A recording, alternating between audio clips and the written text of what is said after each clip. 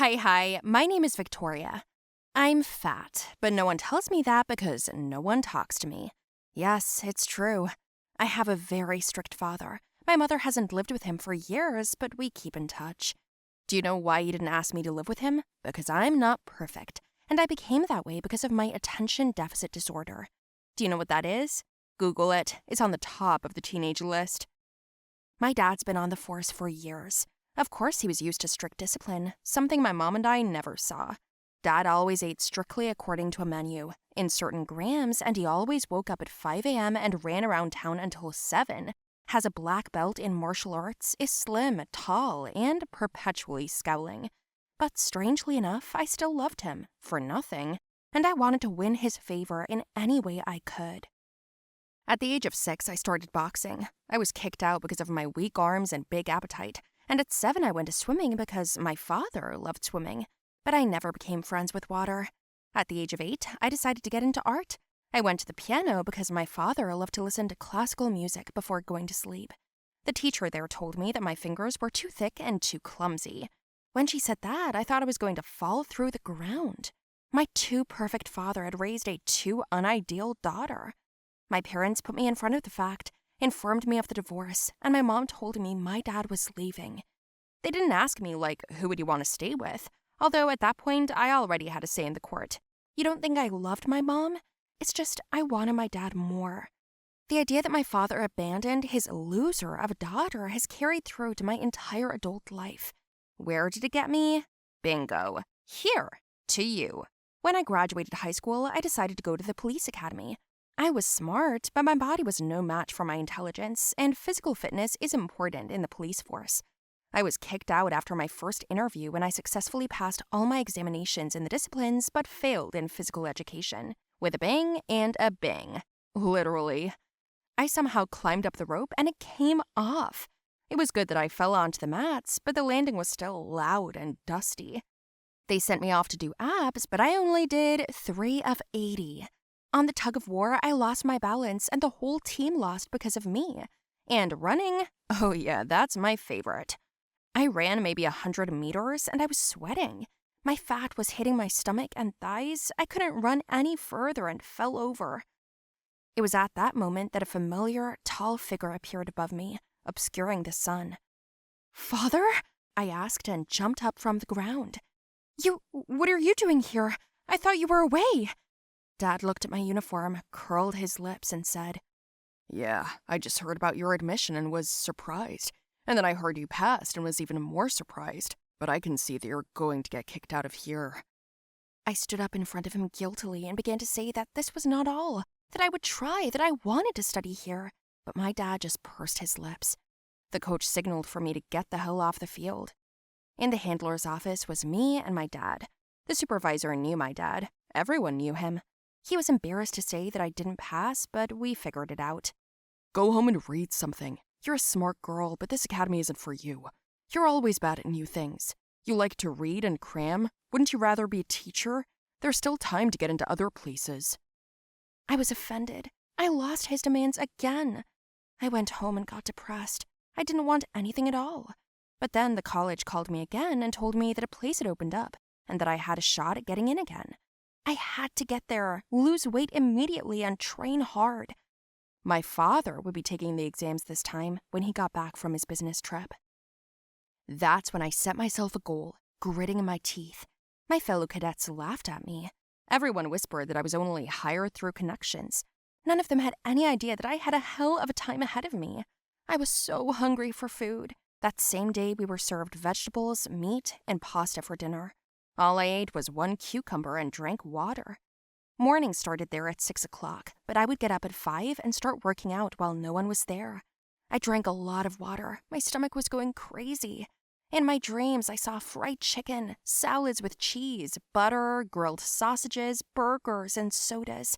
I saw cakes and pastries that I couldn't have anymore. Some nights I would wake up in the night to find myself eating my blanket. I wanted to cry so badly at this point, but there was no way I was ready to give up. I limited my diet to 1 cucumber, an apple, and water in a day.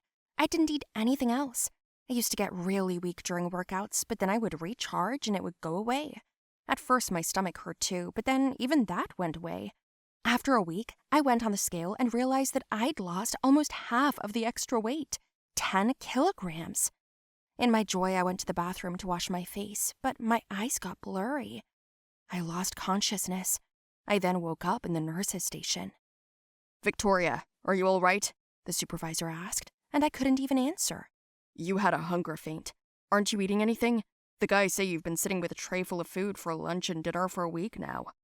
I turned my head and saw an IV. "What is that?" I barely asked. "Glucose, to build up strength." "What? Are you out of your mind? That's calories!" I pulled out the needle and threw it against the wall. "Stop! What are you doing?" "I have to lose weight. I only have 1 week left." "Lose weight for what?" "For the exam." After that, my classmates at the academy started treating me with kindness. Apparently, the curator told them that I was not there through connections and was actually trying my best. The guys brought me a bottle of water every hour and took my blood pressure. I was grateful for them. After 5 days, I stood on the scale and heard loud applause from behind me.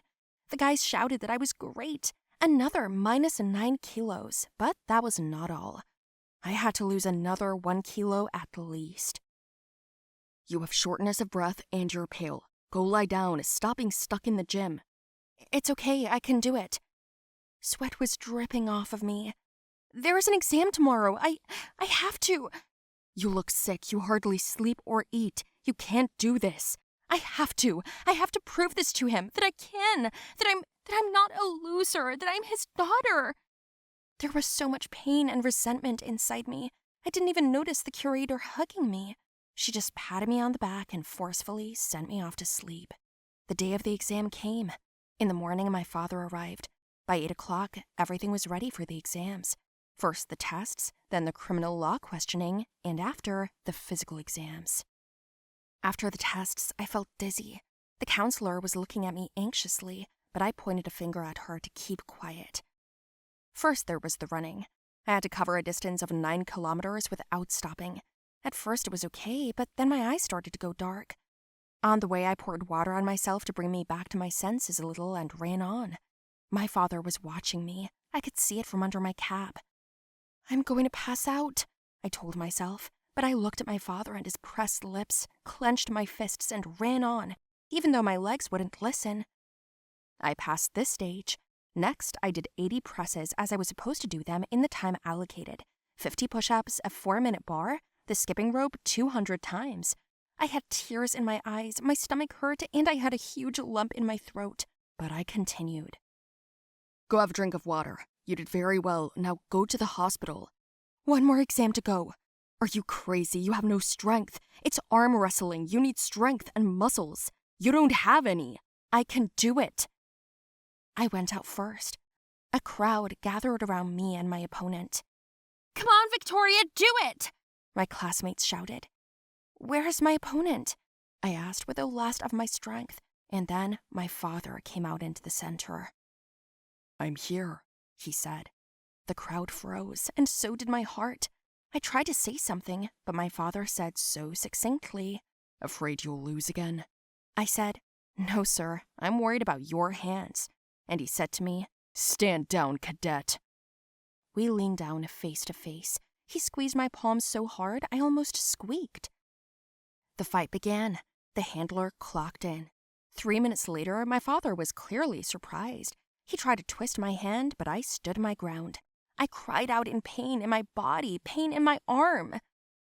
"Give up. You're so good at it. Give up again," he shouted to me. "Everything you take on turns into a failure. You're a failure." "No!" I shouted and kicked my father's brush and put him down. His eyes rounded and the crowd roared. I had won. Amidst the loud applause, I heard him say, "Well done, daughter. I'm proud of you." The words I'd been waiting for all my life. I was enrolled. I became the best at the academy, and that was just the beginning.